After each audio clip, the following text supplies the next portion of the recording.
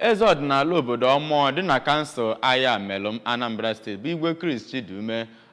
atụgo atụmatụ ka a hazigharịa usoro nchekwa ala Naịjirịa n'ụdị na steeti dị iche iche ga-eji aka ha na-achụta ma na-emefu ego ha na-enweghị onye ọbụla na-etinyere ha anya. Okwukwazịrị na iji wee benata ọnọdụ enweghị nchekwa na-ada n'elu na n'ala Naịjirịa na ọ dịkwazị mkpa ka gọọmenti etiti tọsaa ụlọọrụ ndị uwe ojii Naịjirịa ka steeti ọbụla nwee ndị uwe ojii nke aka ha wee na-echekwa onwe ha. Joseph Egbeọcha ga-akọdalugo akụkọ ana.